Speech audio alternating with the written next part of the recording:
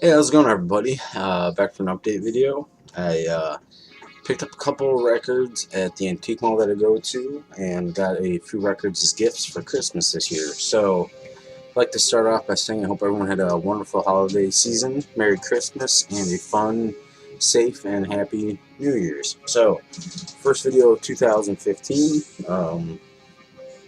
Picked up a couple records at a thrift store, got a few for Christmas, and got a decent amount at the antique mall that I go to for a very good price. So I'm just going to jump right into it. Hope everyone's doing well. And here we go. The first record I picked up, I went and visited a friend.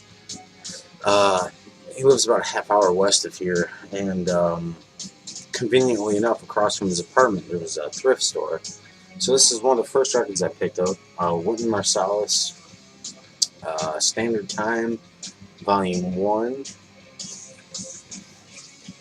Amazing trumpet player. This album's from 1987. I have two other albums, I believe, by this gentleman, and I absolutely love them. Very smooth jazz, very enjoyable listens for me, anyway. And yeah, I was really excited to get this. Wynton Marsalis, Standard Time. When I first found this, I don't know what I was thinking, but I asked him if he had ever heard of Marcellus Wallace, and we both kind of laughed about it. I meant Wynton Marsalis, obviously, but Marcellus Wallace is a character in the movie Pulp Fiction, and yeah, we both laughed about it. I don't know what I was thinking, but listened to this last night. Very good, very smooth, very enjoyable, so definitely a fun listen. I picked this one up, too. I had no idea what this record was. Joe and Eddie Live in Hollywood. Looked kind of cool, and I was reading the back, the story on the back, and it said the student of music will experience good music, well performed, an stimulating experience, often amusing and always exciting. One will hear harmonies close and parallel. You'll hear harmonies that blend yet so wide that it's difficult to realize that the performers are singing the same song. So that kind of caught my eye. Joan Eddie Live in Hollywood. I haven't listened to this yet. Still gotta give that a cleaning, but I'm excited to hear how that sounds.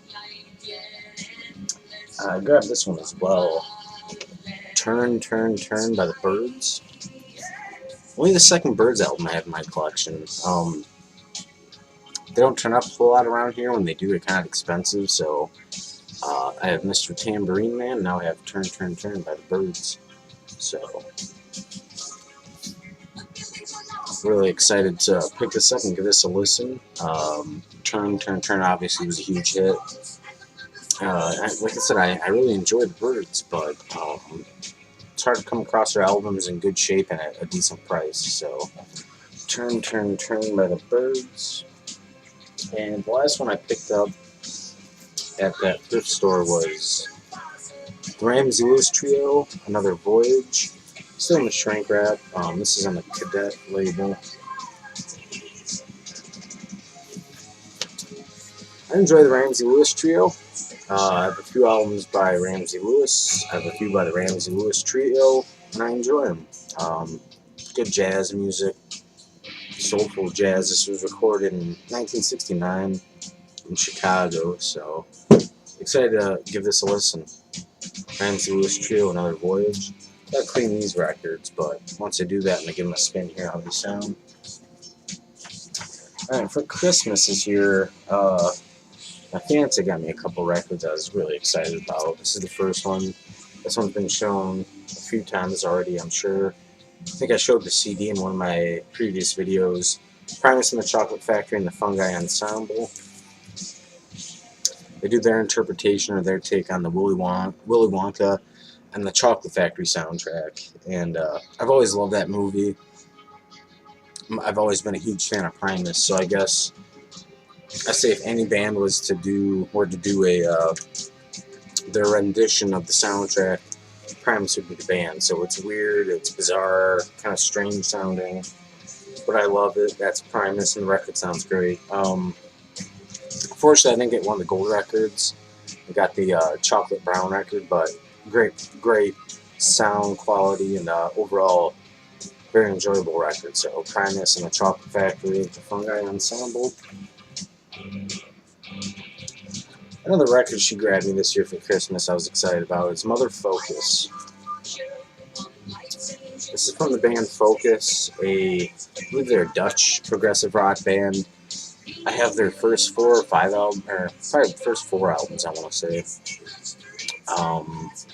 In and Out of Focus, Moving Waves, Focus 3, Hamburger Concerto. I think I have Live at the Rainbow, but I didn't have this one, so I was happy to get this. I did listen to this. It's not their strongest release in my opinion, but not their worst. Then again, I haven't heard all of Focus's music, so yeah, I can't really give a good opinion on that. But of all the Focus albums I have, this is probably my least favorite, but I was really excited to get it because I'd never heard it, and I was glad my fiance was paying attention to some of the hints I was dropping. And of course, this features Thijs van Leer and Jan Ackerman. I'm not too sure how it's pronounced, but I have solo albums by both those gentlemen. They're great. So, Mother Focus, the band Focus. And I hooked a friend of mine up a couple months ago. I gave him one of my old turntables and a bunch of doubles of records that I had. He was very grateful. And some of the records I gave him, he'd end up paying a lot of money for them. They were just doubles for me, and I'd rather give them to someone I know who is going to appreciate the music, and he does, and he appreciated the turntable as well. So he got me this record as a token of his appreciation. Alpine True, goddammit. Alpine True is a band that I've loved for many years. My older brother kind of got me into them.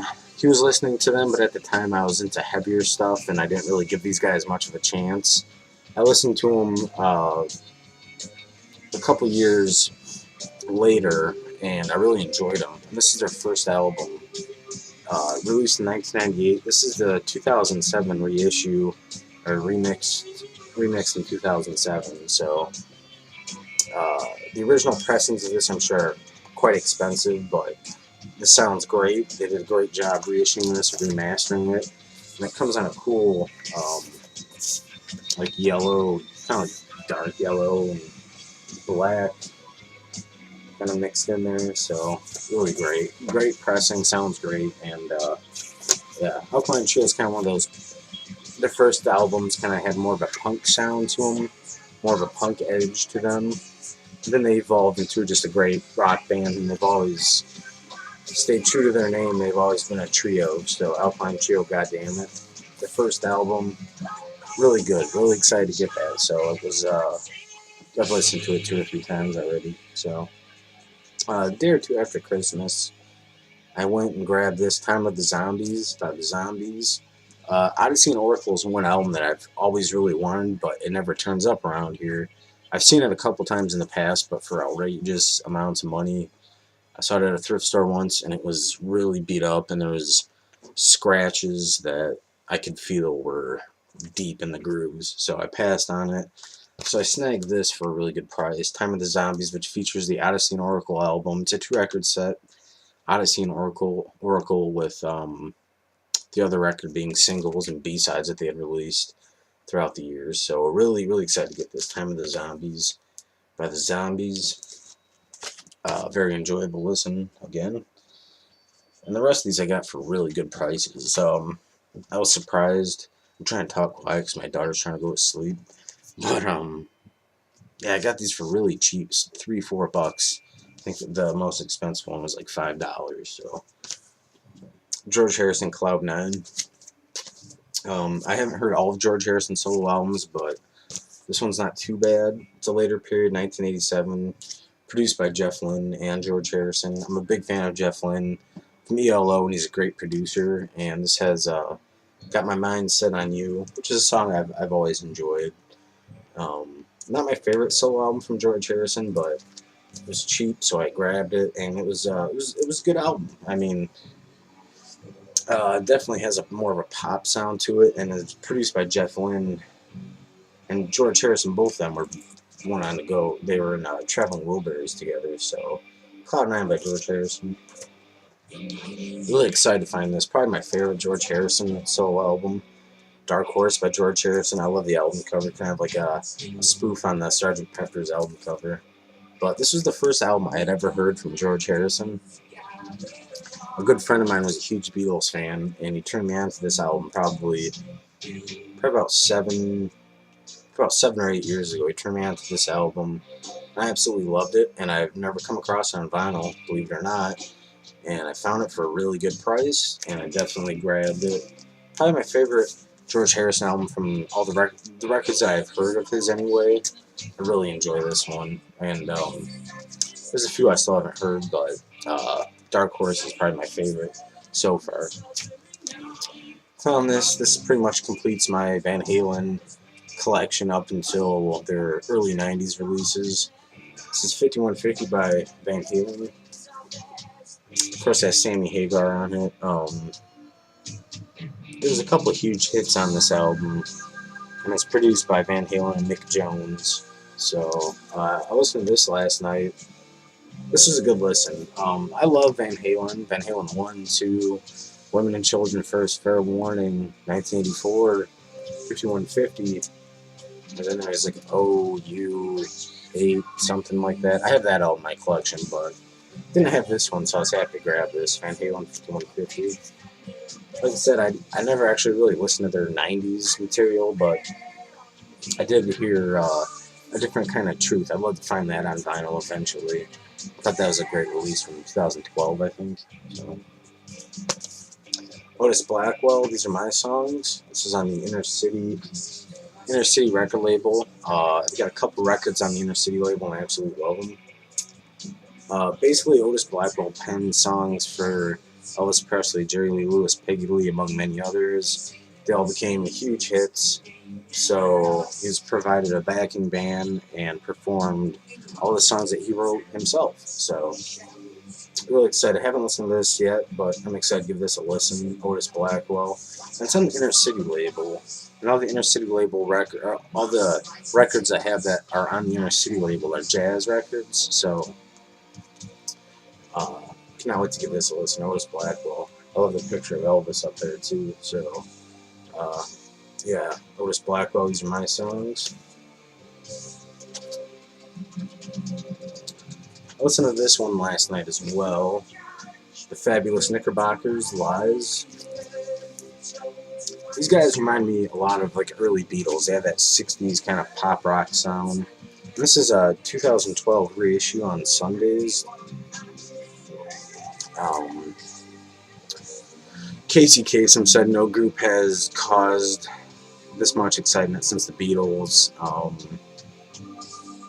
Brian Wilson said these guys have class. Glenn Campbell, Marvin Gaye all had very positive things to say about these guys. So, and Glenn Campbell and Seals and Crofts, and they wrote a lot of songs for these guys. I think there's only 1 or 2 originals on this album, but listening to this last night definitely has a heavy Beatles influence to it. So, Fabulous Knickerbockers, Lies. I was really excited to find this album. Richard Wright of Pink Floyd, Wet Dream. I finished reading the History of Pink Floyd book probably 2 weeks ago now, and I had solo albums from David Gilmour. I had solo albums from Roger Waters.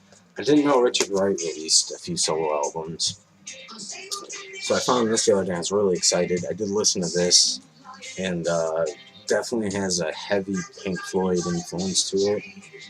This was released in '78, and a lot of the artists accompanying them on this album, I guess, they had performed with Pink Floyd either live or in the studio, and this was a great listen. I was really excited to find this. Snatched this up right away. Richard Wright, Wet Dream. Really good album. If you like Pink Floyd, highly suggested. I've only listened to I listened to side 1 of this earlier tonight. Amen Corner, Round. It's a promotional copy. Not for sale, and it's on the Durham label. Durham. This is a fun listen. They were formed from the cream of several Welsh groups around Christmas in 1966, and this was a fun listen. if you're familiar with the band The Outsiders, that's kind of what it reminded me of. There's a baritone and tenor sax player in here, bass, drums, guitar. Um, kind of 60s pop rock. Um, like I said, if you're familiar with The Outsiders, definitely reminds me a lot of them. I have 2 or 3 albums by The Outsiders, and that's the band that came to mind when I was listening to this. So, Amen Corner, Round. This was a fun listen. The Essex, Easier Said Than Done. I have heard the song Easier Said Than Done before, which is why I grabbed this. And the Essex are 4 boys and a girl, all of whom are members of the United States Marine Corps. They were all stationed at Camp Lejeune, North Carolina. And the lead singer of the Essex is represented on the staff side by Anita Humes. So, 22 years old. She has a beautiful voice. And I listened to this the other night. This is good. And the Roulette label. Kind of like a 60s pop album, definitely. But very, very fun listen. Beautiful voice. Great album, the Essex. Easier said than done. This album I really enjoyed. Appaloosa. This is definitely had more of a folk rock sound to it. I believe it's their self-titled album. Not too sure the year on this, but it was produced by Al Cooper, arranged and conducted by Al Cooper. 19-year-old John Parker Compton basically wrote all the songs on this album. Cello and violin player, plus Al Cooper helps with vibraphone, tempo blocks, electric guitar, organ, oboe, electric harpsichord, piano. This was a really good listen. Very relaxed sound, very laid back album. I enjoyed this quite a bit. Appaloosa definitely had a folk rock sound to it. So, and the last one I picked up was Rotary Connection. This is on Cadet Concept label. And I listened to side 1 of this earlier. And I like on the back, it's Trip 1 and Trip 1 continued. Definitely more psychedelic sounding. The first song, I believe, was a heavy sitar sound in the first song on this album. And definitely more psychedelic. Minnie Riperton is actually on this album. And I was excited to get this Rotary Connection on the Cadet Concept label. So definitely more psychedelic than all the other albums I picked up, but definitely a good listen. So that's it, everybody. Thank you for tuning in. All comments, questions, feedback, it's all appreciated and welcome. So everybody, I hope you enjoyed. Be good to yourselves. Stay cool. And thanks for tuning in. And as always, we'll talk soon.